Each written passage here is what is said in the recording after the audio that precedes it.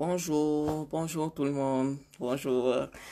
Alors, je suis live aujourd'hui. Je vais pas être longue parce que là, je suis à mon lieu de service. Je vais essayer déjà d'être bref, mais il m'a semblé important de faire cette vidéo aujourd'hui. Alors, je ne sais pas si vous allez vous connecter tout de suite ou si vous allez vous connecter plus tard. C'est pas grave. La vidéo va rester sur le net et quand vous pourrez la regarder, vous le ferez. Alors, je suis Stéphania Bianda. Ceux qui me suivent sur ma page en général, c'est comme activiste, on va dire quoi, culturel, politique, les droits de la femme, les droits des familles, voilà, et l'entrepreneuriat. En général, c'est ce sur quoi je débat sur ma page. Et voilà, chaque jour, j'essaye de passer mes pensées du jour. Sûrement, vous en avez déjà lu. Mais aujourd'hui, je veux vraiment m'exprimer dans mon cadre professionnel parce que, en fait, de par ma profession, mes études, je suis médecin. Je travaille en Allemagne et justement cette vidéo, je la fais de mon lieu de service. Alors, bon, aujourd'hui, j'aimerais vraiment beaucoup parler avec vous de la pandémie actuelle, le coronavirus. Sûrement, vous en avez tous entendu parler, sûrement vous avez eu des informations un peu partout. Il y a plusieurs sites qui informent dessus, mais il m'a semblé important d'aller live pour en parler. Salut coucou, salut Stéphie, salut, hey Nadine. Also, ich werde diese Video auf Französisch machen, weil es ist mehr für meine Leute, die Französisch sprechen aus Kamerun und so weiter. Deswegen, ich sage nur kurz auf Deutsch, weil ich sehe auch, dass gute Freundinnen aus Deutschland auch folgen. Ich werde das auf Französisch machen. Na, es geht um diese Coronavirus. Gut. Also, le coronavirus, vous en avez entendu parler forcément dans les médias et ceux qui vivent en Europe savent que l'Europe en gros est confinée, la France est confinée, l'Allemagne est confinée, ça veut dire les magasins sont fermés, on demande aux gens de rester chez eux, les différentes écoles sont fermées. Et beaucoup de gens ne comprennent même pas de quoi il s'agit, pourquoi est-ce qu'on doit fermer tout ça, alors que nous vivons en Europe, pour moi en Allemagne par exemple, dans des pays où le système de santé est vraiment très développé, où on a un système intensif de soins et tout ça. Donc, je vais partir du cas ici pour faire comprendre pourquoi c'est vraiment important qu'on se rende compte de la menace qui pèse sur nous, surtout pour nous qui venons du Cameroun ou de l'Afrique en général, pour nous qui vivons dans ces pays peuplés où nous n'avons pas vraiment un système de santé à point et où c'est difficile de respecter le confinement. Bon, on va partir déjà sur la base. Coucou Roissy, bisous Frida, bisous à Satamado, salut, bonjour à tout le monde, tous ceux qui sont connectés. Bon, comme j'ai dit, je suis au boulot, donc je vais essayer d'être bref parce qu'au cas où on aura besoin de moi, je vais devoir accrocher. Alors, le coronavirus, c'est pas un nouveau virus. Il y a des rumeurs comme quoi ça a été créé récemment. Le coronavirus existe depuis les années 1960. C'est un virus qui, a priori, au départ, attaquait plus des animaux.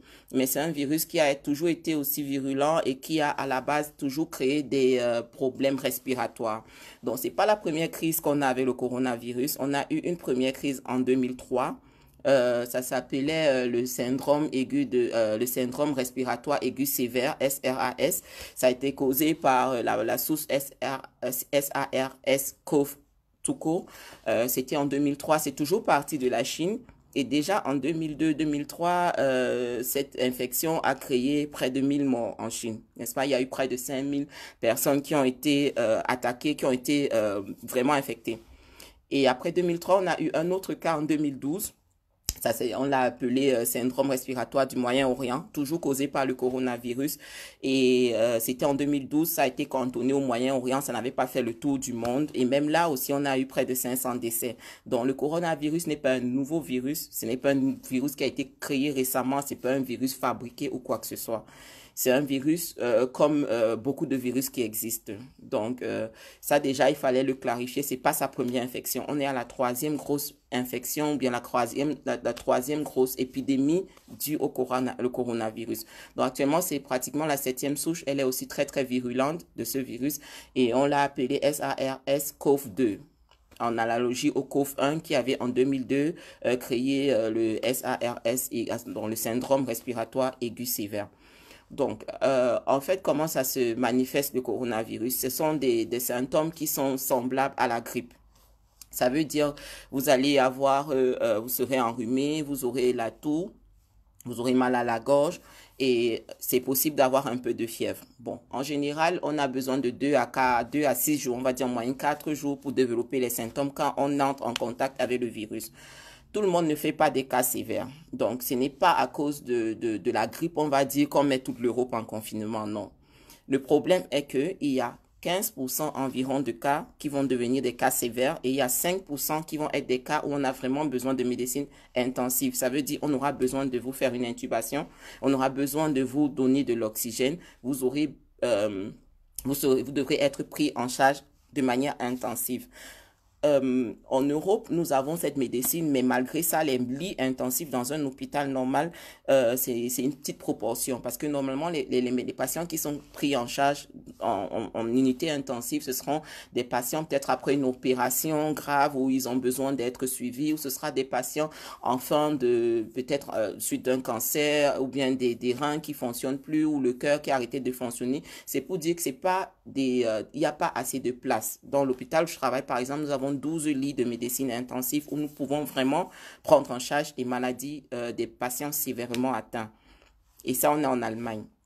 Donc, pour dire que c'est une épidémie qui, dans le cas où elle devient grave, et ça, il faut aussi se rendre compte que on a besoin juste environ d'un jour pour passer du cas normal au cas sévère.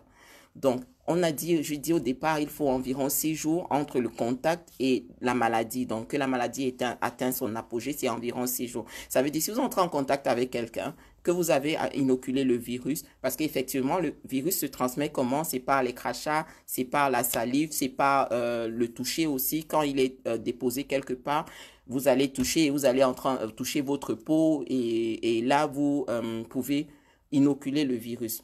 Donc, c'est pas un virus sexuellement transmissible, c'est un virus transmissible par la salive, comme la grippe en fait. Ou bien par les narines, ou donc par les muqueuses. Moi, j'ai un peu du mal avec les mots français médicaux parce que moi, je fais mes études en Allemagne. Donc, vous allez m'excuser si je trouve pas le bon jargon pour le dire. Toujours est-il que quand on entre en contact avec le virus, on a environ 6 jours pour développer la maladie. Ça veut dire peut-être vous aurez un peu de grippe, vous aurez un peu mal à la gorge. Coucou Nadège, j'aimerais beaucoup ceux qui peuvent traduire cette vidéo dans les langues nationales. Je suis Bami Bangante, je parle Medumba. Malheureusement, je peux pas la faire Medumba. Je fais un gros coucou à Nadège qui est très très active dans ce domaine. Si elle peut traduire cette vidéo dans sa langue, ce sera génial. Donc, comme je disais, quand on entre en contact avec quelqu'un qui est déjà porteur du virus, on a 6 jours, 4 à 6 jours pour faire un symptôme. Ça veut dire avoir une petite grippe, avoir mal à la gorge, tousser, une toux sèche, ou alors avoir une petite fièvre. Bon, du moment où ces symptômes restent dans cet intervalle et ne deviennent pas plus graves que ça, il n'y a pas de souci. Quand on a un système immunitaire assez fort, on peut facilement la vaincre, je veux dire vaincre cette infection. On peut facilement dominer ces virus dans le sang et on n'aura pas de problème. Après 1 à 2 semaines, on sera même plus infectieux et la vie pourra continuer. Le problème, c'est quand on a un système immunitaire qui n'est pas assez fort. Là, on pense à nos personnes âgées et le souci au Cameroun, c'est qu'on ne sait pas. On ne sait pas. Quelqu'un peut avoir l'air sain, mais on ne sait pas s'il a des problèmes de respiration, on ne sait pas s'il a des problèmes, s'il a un quelconque système immunitaire, une défaillance immunitaire, ça ne se lit pas sur le visage, peut-être qu'il n'a jamais été à l'hôpital, ça ne se sait pas. C'est pour ça qu'en Italie, on voit aussi des jeunes personnes qui meurent. C'est pas que des vieilles personnes qui sont touchées, même des jeunes personnes qui avaient à la base déjà un système fragile, un système immunitaire fragile ou bien un système respiratoire fragile, peuvent mourir du fait qu'ils deviennent des malades, ils atteignent un degré, on va dire quoi, ils ont besoin de soins intensifs, ils n'arrivent plus à respirer par eux-mêmes parce que ça attaque les poumons, ça crée une inflammation des poumons. Et là, on n'arrive plus à respirer et c'est d'où vient le problème. Donc, il y a eu l'Ordre national de la santé, le WHO, je ne sais pas comment ça s'appelle, l'Organisme mondial de la santé a sorti des recommandations. Où on en est au Cameroun aujourd'hui, c'est que ces recommandations, en général, on ne peut pas les prendre en compte forcément parce que la recommandation principale, ce serait de garder ses mains propres, de se laver régulièrement les mains, de se désinfecter les mains. Bon, nous ici, par exemple, on a du désinfectant. On a une boîte comme ça, ce serait pour se désinfecter les mains. Mais moi, depuis, j'ai la tête qui chauffe parce que je ne sais pas comment on va respecter ces mesures dans un pays où on n'a pas d'eau courante? Comment on va respecter ces mesures dans un pays où on a du mal à avoir accès à l'eau? Donc, en fait, c'est pour ça que je fais cette vidéo. Déjà pour dire que c'est un problème sérieux, parce que si déjà les pays riches et bien développés se protègent du corona, il faudrait qu'on comprenne pour nous qui vivons dans les pays africains que si cette épidémie, si cette pandémie se répand au milieu de nous, on a un sérieux problème. On a un gros problème parce que je ne sais même pas combien de lits intensifs on a. Je ne sais pas combien de systèmes de soins intensifs on a. Je ne sais pas si on pourra prendre en charge des gens qui seront en défaillance respiratoire. Ce sera très compliqué. Et comme je vous l'ai dit, pour ceux qui étaient là au début, ça n'a rien à voir avec l'âge. Ça n'a rien à voir avec la couleur de la peau. Les noirs attrapent le coronavirus. Les jeunes attrapent le coronavirus en fonction de comment votre système immunitaire est, comment vous, si vous pourrez surmonter la quantité de virus ou pas. Donc, les règles sont claires. On nous demande de mettre des masques. Nous avons des masques. En général, ici, on les met pour se protéger. On travaille avec les masques. Donc, c'est un peu ça. Ce masque, en fait, c'est juste un masque barrière. Parce que si quelqu'un est vraiment atteint du virus, ce masque ne me protégera pas. Il y a d'autres types de masques que nous avons et ces masques aussi sont rares. C'est la même polémique que nous avons actuellement en France où on parle de masques qui manquent et tout. Parce que ces masques sont plus imperméables que ceux-ci. Celui-ci, c'est le premier masque, c'est le masque barrière. Alors, dans nos pays africains, il serait important. Moi, je veux parler à la jeunesse. Je veux supplier la jeunesse. Nos jeunes, je sais que c'est compliqué de dire qu'on va rester à la maison, sachant que si on reste à la maison, on meurt de faim. Il faut qu'on sorte pour chercher de quoi manger. Je pense à toutes nos mamans qui sont commerçantes, je pense à nos bensikineurs, je pense à nos callboxeurs, je pense à tout le monde qui a besoin de sortir pour chercher de quoi manger. Sachant ce qui se déroule partout ailleurs dans le monde, nous avons vu le cas de la Chine, nous voyons comment l'Europe se protège. Il est important que nous comprenions la gravité de ce problème et que nous développions des mesures pour nous protéger. Donc, moi, j'ai réfléchi. Je me suis dit, pour commencer, le masque, on ne va pas le trouver partout, c'est clair. Ce ne sera pas facile à trouver. Mais nous avons tous des foulards. Nous avons tous des foulards au Cameroun. Je vais vous montrer celui que j'ai ici. Je crois qu'un bandana que j'avais ramené. Un instant.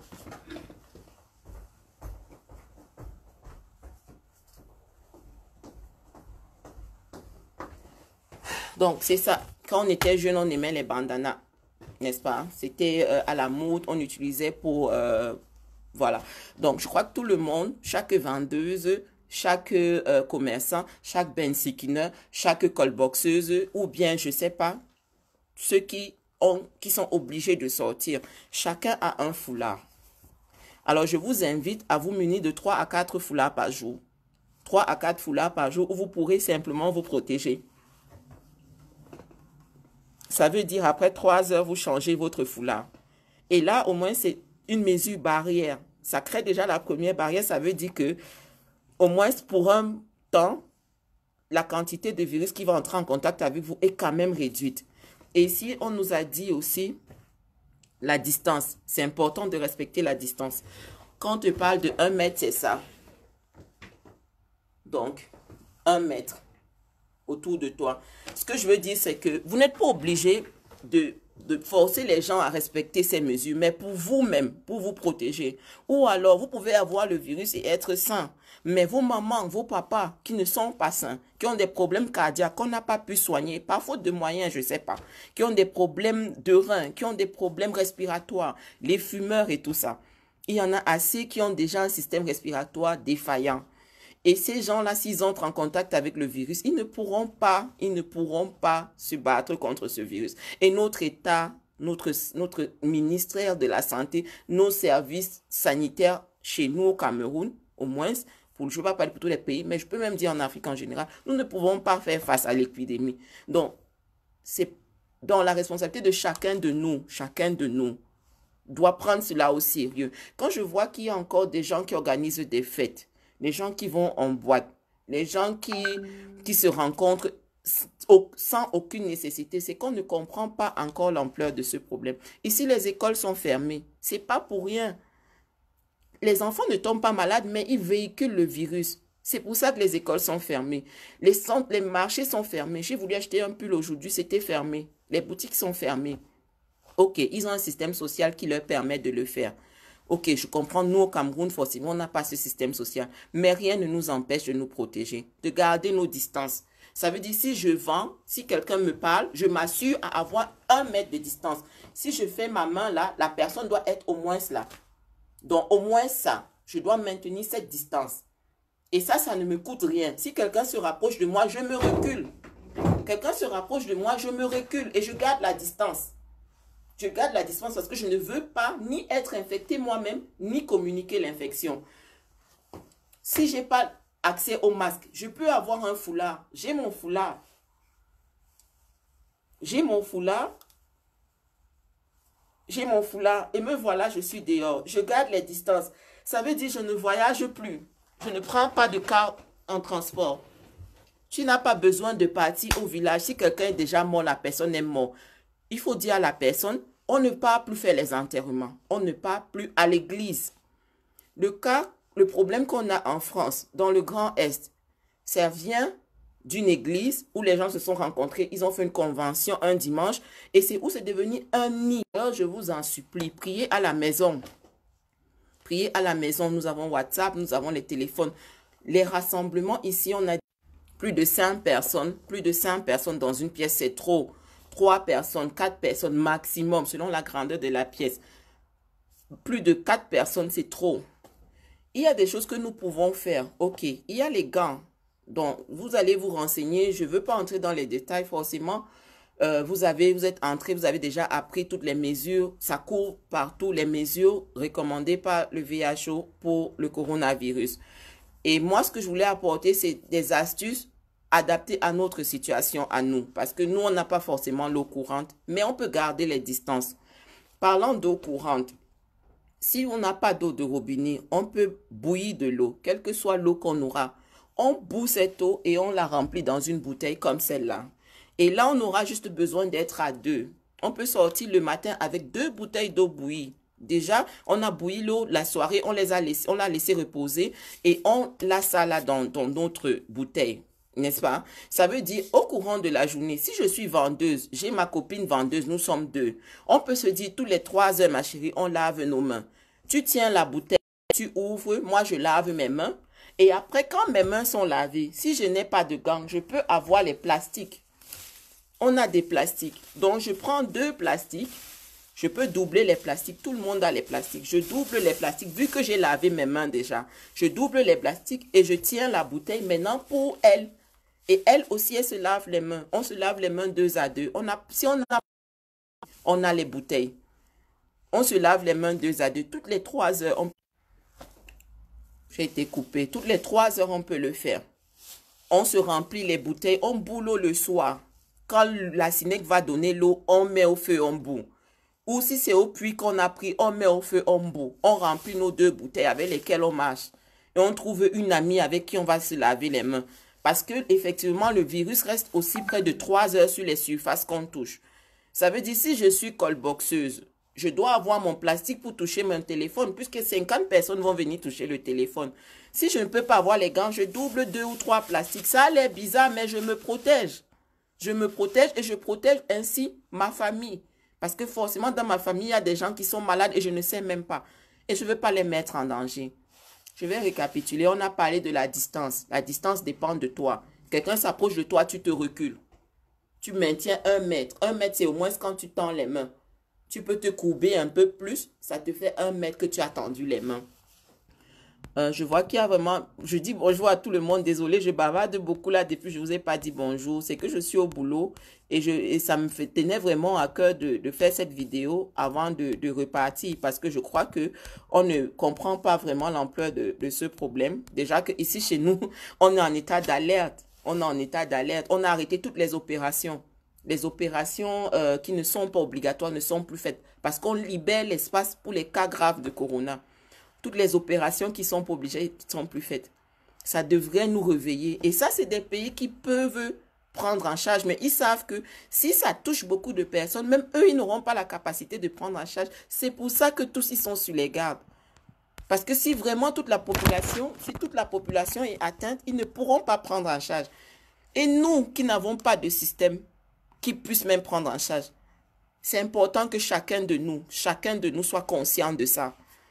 Que chacun, on a parlé au départ de 2 cas au Cameroun. Après 17 cas au Cameroun, j'en parle de 40 cas. C'est exponentiel. Les cas qui sont annoncés, on doit multiplier fois 30 pour savoir exactement combien de personnes sont atteintes. Donc, si on te dit il y a une personne atteinte, sache que ça veut dire 30 personnes atteintes. Et comme je vous ai dit, oui, beaucoup de personnes pourront, eux tout seuls, gérer cette infection. Beaucoup de personnes pourront, eux tout seuls, contenir l'infection, mais beaucoup aussi ne le pourront pas. Beaucoup ont des maladies cachées. Beaucoup ont des défaillances cachées. Vu notre système de santé, vu comment nous prenons, comment ça se passe chez nous, beaucoup de nos familles ont des défaillances cachées. Donc, c'est pour ça que je me suis dit, c'est important de faire cette vidéo. On a parlé de masques. On n'a pas accès aux masques. Donc, mais on a des couturières.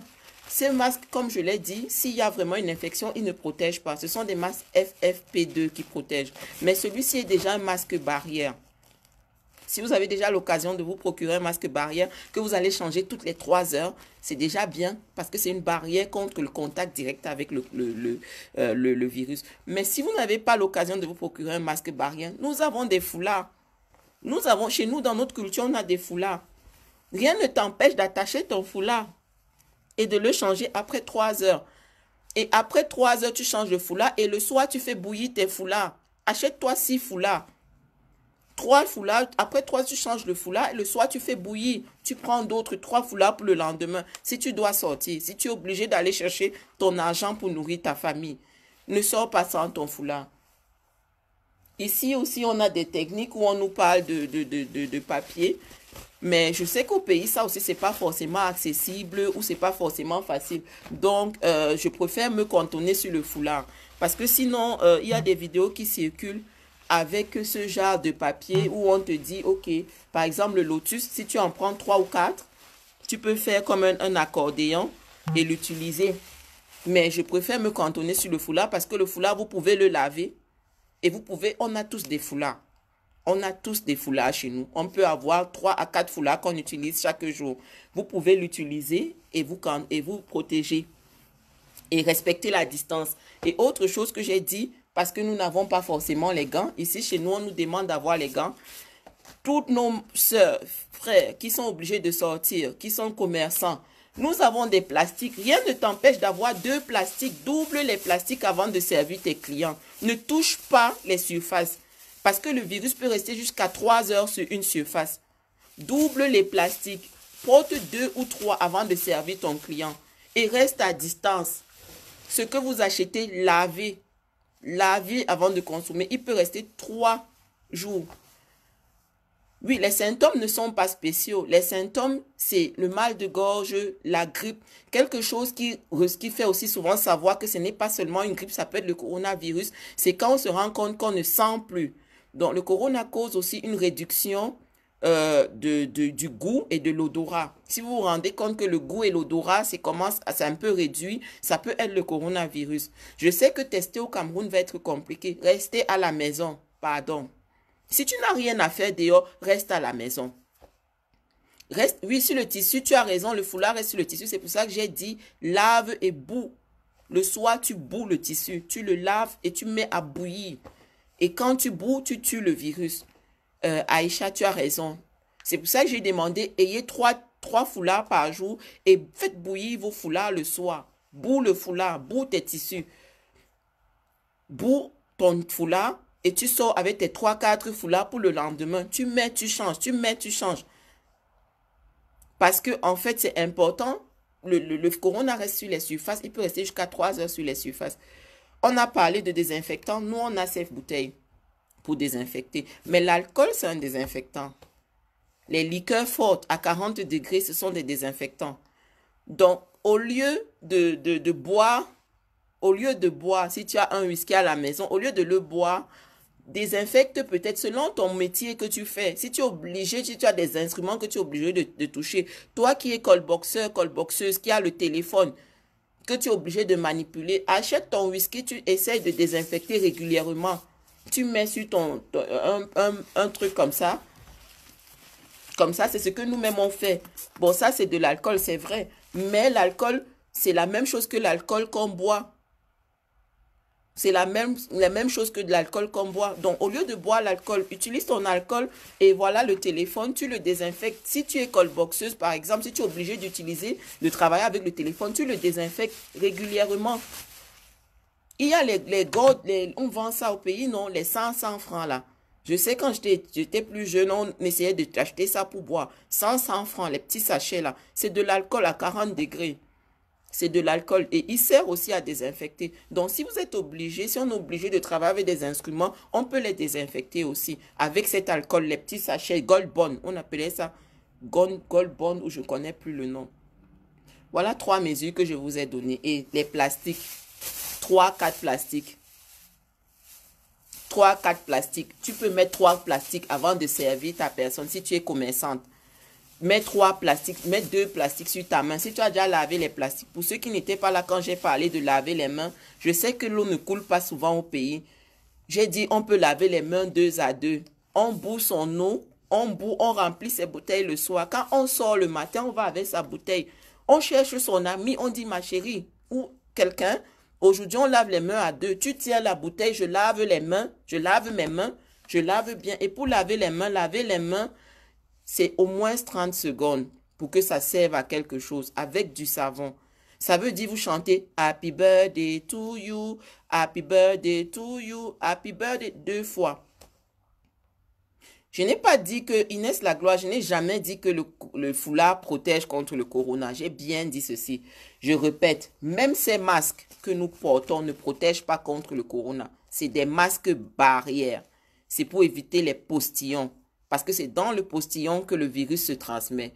Donc, ça veut dire, même ce masque que nous mettons partout en Europe, il ne protège pas contre le coronavirus. Les masques qui protègent, c'est des masques FFP2 et ils sont très rares. Même dans mon hôpital, on ne les utilise pas n'importe comment parce qu'ils coûtent cher. Donc, on les utilise pour des cas vraiment déclarés. Mais pour se protéger, en général, c'est celui-ci qu'on utilise juste pour diminuer la quantité de virus avec lequel on va entrer en contact. Donc, c'est pour ça que je dis, le foulard fait la même chose que ça. Le foulard fait la même chose que ça. Il faut changer régulièrement, toutes les 2 à 3 heures. Si tu attaches ton foulard, tu ne l'attaches pas derrière. Ça veut dire que tu n'entres pas en contact. Et un des plus gros problèmes, moi-même je l'ai tout le temps, je me touche, mais j'ai mon désinfectant à côté. Ne vous touchez pas la peau. Ne te touche pas les yeux. Ne te touche pas les joues. Ne te touche pas la bouche. Ne touche pas tes oreilles. Ne te touche pas. Quand tu as lavé tes mains, ne te touche pas. Roi Manitou, ne bois plus le Gold Bond, pardon, désinfecte tes mains. Quand Corona va passer, tu vas boire. Quand ça va passer, tu vas recommencer à boire. Tu vois? Mais pendant qu'on a ces gemmes qui nous dérangent, ne te touche pas les mains. Ne te touche pas les mains. Bon, Marie-Hélène, forcément, c'est une idée que j'ai eue, c'est une proposition que je fais. Peut-être qu'il y a d'autres choses qui marchent. Donc, on peut réfléchir tous ensemble. Ce que je dis, ce n'est pas... on peut réfléchir tous ensemble. Si quelqu'un a une autre proposition pour faire déjà cette barrière, la première barrière, c'est rester à distance. On ne se donne plus les mains, on ne se salue plus avec la main, on ne se fait plus la bise. On n'a plus besoin de tout ça. En temps de corona, on garde la distance. Ce n'est pas qu'on soupçonne son frère, non. Ce n'est pas qu'on croit que l'autre va nous contaminer. Non, le problème, c'est que si quelqu'un fait partie des 15% qui aura un cas sévère, est-ce que nous pourrons aider cette personne à guérir? Non. Est-ce que notre pays est prêt pour prendre en charge les 5% qui ont besoin de soins intensifs? Non. Donc, essayons de limiter qu'on n'arrive même pas à ces 5%. Autre chose, on a découvert aussi que le corona réagit bien à la chloroquine. Donc ici, dans notre formation, je suis responsable de l'hygiène dans mon service où je travaille. Donc on nous a dit chloroquine 500 mg 3 fois par jour pendant 10 jours. Au cas où ça commence à être sérieux, où on se rend compte qu'on a des symptômes, on peut le prendre aussi. Chloroquine 500 mg 3 fois par jour pendant 10 jours.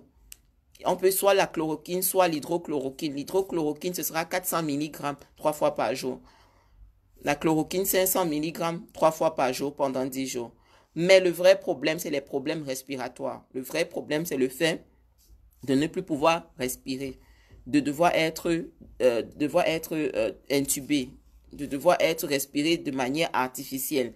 Et je ne sais pas si on pourra le faire chez nous. Parce que déjà, même ici en Allemagne, où c'est possible de manière restreinte. C'est possible de manière restreinte. La Chine nous a montré comment eux, ils ont vaincu le corona. C'était vraiment en gardant leur distance. 1 mètre, c'est ça. Quand tu tends la main, c'est ça. Donc, ça veut dire, tu n'es pas obligé de mettre les gens mal à l'aise ou obliger les gens à s'éloigner de toi. Toi, tu peux t'éloigner. Tu peux t'éloigner. Donc, tu maintiens 1 mètre à distance. Tu te mets à distance. Donc, comme ça, la prochaine personne est là. Et à l'église, on laisse d'abord l'église. Comme ça, on va prier à la maison. Parce que plus de 5 personnes dans une pièce, c'est trop. Ici, on fait le rang une à une, entrer 1 à 1 pour limiter le contact. Les deuils, les cars en transport, non. Je ne sais pas comment on va faire avec les taxis, mais si on a dit, il paraît que l'État au Cameroun a aussi déjà dit qu'on est en moment de confinement. Ça veut dire, si tu n'es pas obligé de sortir, pardon, reste à la maison. Reste à la maison. Si tu n'as rien à faire dehors, reste à la maison. Pour les masques, tous ceux qui me disent que le foulard n'est pas bien, on a des couturières. Elles peuvent coudre des masques au moins pour commencer. On peut le faire. Il y a plusieurs idées. Le but ici n'est pas de discuter ce qui est bien, ce qui n'est pas bien. Le but ici, c'est de faire comprendre que la menace est sérieuse et qu'il est temps que chacun ait ça dans sa tête et prenne des dispositions pour se protéger et protéger sa famille. C'est ça le but de ma vidéo ou bien mon live. Je ne veux pas me disputer avec qui que ce soit ce qui est vrai, ce qui est faux. Je parle de mon métier, de ce que je connais, de ce que je sais, de ce qui se passe ici. Et le danger que ça représente pour nos pays africains, pour notre manière de vivre dans la promiscuité, dans l'insalubrité et tout ça et tout ça. Donc, il faut qu'on réfléchisse adapté à nous. Parce que le WHO, je veux dire, l'Organisme mondial de la santé a donné des consignes qu'il faut respecter. Mais chez nous, est-ce que ça s'applique à nous? C'est ça la question. Pour nous, c'est difficile de respecter ces consignes. Donc, il est temps que nous réfléchissons à nous-mêmes, pour nous-mêmes. Comment nous, on va se protéger? C'était cet essai que j'ai fait aujourd'hui. J'essayais de trouver des solutions. C'est pour ça que j'ai parlé de foulard. C'est pour ça que j'ai parlé de bouteilles. C'est pour ça que j'ai parlé de bouillie de l'eau. C'est pour ça que j'ai parlé de plastique.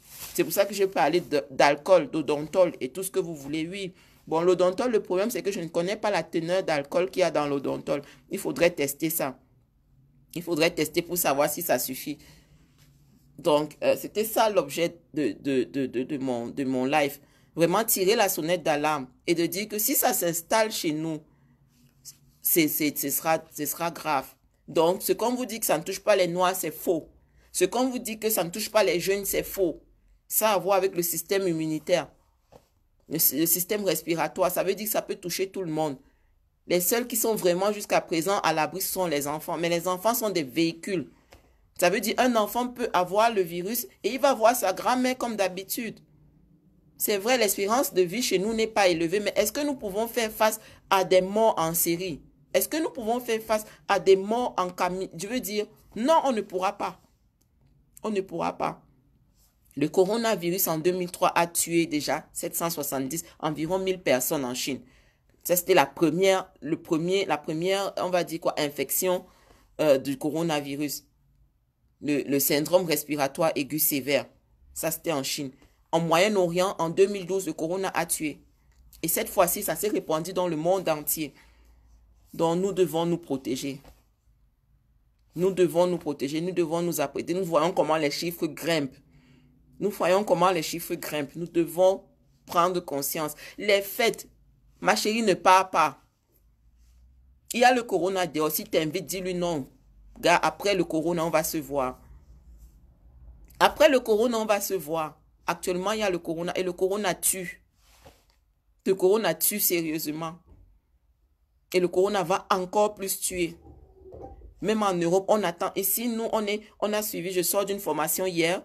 On est en train de se préparer. Imaginez en Allemagne. Ils se préparent. Ils se préparent. On attend la vague qui arrive parce que cette vague va arriver. Elle est passée par la Chine. On a vu. On a appris de la Chine.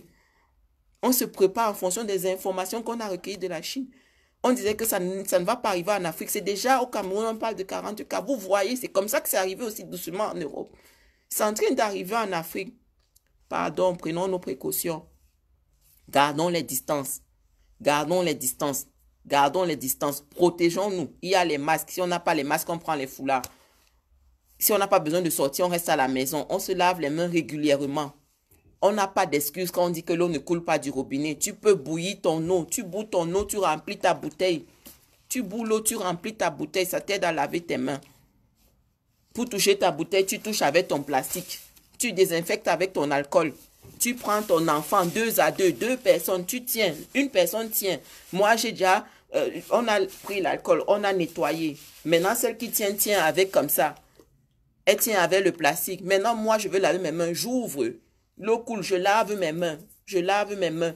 Pendant au moins 30 secondes. Ça veut dire, je chante Happy birthday to you. Happy birthday to you. Happy birthday to you. Ça, c'est quand je suis en train de laver avec le savon d'abord.